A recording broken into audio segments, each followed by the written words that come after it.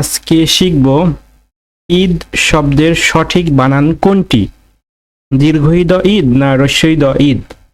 তো এই শব্দ দুইটি নিয়ে ইদানিং একটু কনফিউশন তৈরি হয়েছে।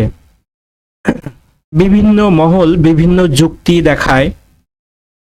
যেমন একদল বলে ঈদ শব্দটি ইংরেজি শব্দ, যার কারণে ইংরেজি শব্দের রস্যইকার বা দীর্ঘইকার নিয়মে রস্যই দ ঈদ এই বানানটি সঠিক, যেটি বাংলা অভিধানেও একই কথায় বলা হয়েছে।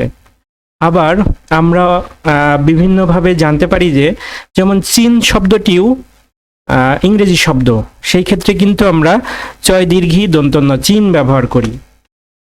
তো এইরকম ধরনের কিছু শব্দ আছে যেগুলো ইংরেজি শব্দ হওয়া সত্ত্বেও আমরা দীর্ঘইকার ব্যবহার করি। যেমন কিবোর্ড, কিবোর্ড শব্দটিতে আমরা দীর্ঘইকার ব্যবহার করি। কিবোর্ড শব্দটিও কিন্তু ইংরেজি শব্দ। তো এটার সঠিক ব্যাখ্যা বাংলা একাডেমি বা কেউই দিতে পারেনি। তবে বাংলা একাডেমি প্রমিত রীতি অনুযায়ী এই বানানটি সঠিক, যদিও আমরা এই বানানটি প্রচলিত নিয়ম অনুযায়ী বা অনেক ব্যবহার করে থাকি। আমি এই জন্য মাঝে মাঝে বলে থাকি ইংরেজি বানান বাংলা বানানের থেকে অনেক বেশি সহজ। তবে ইংরেজি বানানের গ্রামাটিক্যাল, যেমন ইংরেজি বানানের 26টি বর্ণ শিখলেই কমপ্লিট হয়ে যায়, কিন্তু বাংলা বানানের ক্ষেত্রে সেই জিনিসটা হয় না। তো এই ক্ষেত্রে আমরা বিভিন্নভাবে বিভিন্ন বাংলা অভিধান বা আধুনিক বাংলার যেই অভিধান, এখানে অনেক সময় জোরপূর্বক যদি দীর্ঘইকার দেওয়া হয় সেক্ষেত্রে হয়তো বা হতে পারে, বা আমরা জানি না ভবিষ্যতে কি হতে পারে।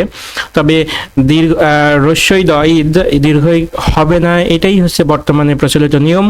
বিদেশি কিছু কিছু শব্দে দীর্ঘইকার ব্যবহার করা হয়, যেমন হচ্ছে বললাম কিবোর্ড বা চীন শব্দটি, এই শব্দটিতে আমরা দীর্ঘইকার ব্যবহার করে থাকি। তবে বাংলা অভিধানে এখন পর্যন্ত সঠিক বানান হিসেবে এই বানানটি দেখানো হয়, দীর্ঘই রস্যই দ ঈদ। আমরা ঈদ বানানের ক্ষেত্রে এই ঈদ বানানটি ব্যবহার করার চেষ্টা করব।